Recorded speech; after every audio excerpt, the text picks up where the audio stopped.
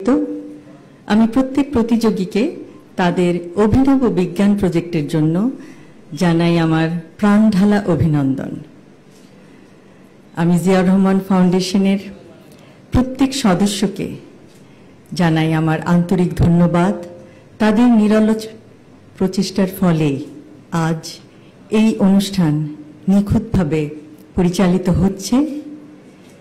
Ziaur Rahman foundation সমাজ সেবামূলক কাজের একটি অসাধারণ দৃষ্টান্ত এবং পরিশেষে প্রতিযোগীদের উদ্দেশ্যে বলতে চাই যে তোমরা ভবিষ্যতে ইনশাআল্লাহ নিজ নিজ ক্ষেত্রে সার্থক হয়ে বিশ্বের বুকে বাংলাদেশের নাম উজ্জ্বল করবে।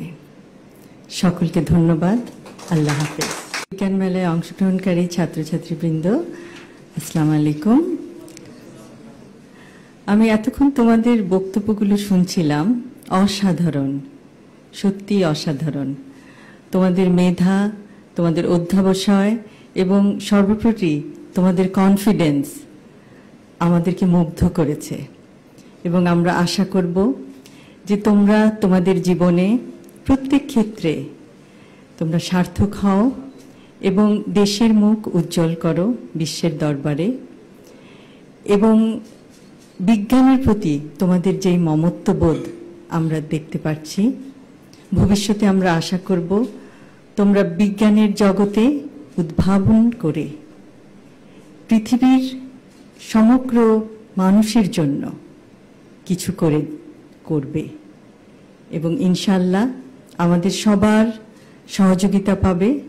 এবং যে কোনো সময় যে কোনো রকম তোমাদের প্রশ্ন থাকে যদি বিজ্ঞান জগতে, তাহলে তোমরা তো জানো যে তোমাদের বিচারক মণ্ডলীরা সবসময় তোমাদেরকে অনুপ্রেরণা দিয়েছেন, তোমাদেরকে পথ দেখিয়েছেন কিভাবে তোমরা তোমাদের প্রজেক্টগুলিকে আরও সুন্দর করবে, আরও বিস্তারিতভাবে সবার কাছে তুলে ধরবে।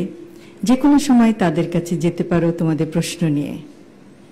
বিজ্ঞান চর্চার কোনো শেষ নাই, কিন্তু বিজ্ঞান চর্চার মাধ্যমে পৃথিবীকে অনেক কিছু দেওয়ার আছে এবং আমার বিশ্বাস তোমরা তা পারবে। এবং আবারও জিয়াউর রহমান ফাউন্ডেশনের সকল সদস্যকে আমার আন্তরিক ধন্যবাদ জানাই।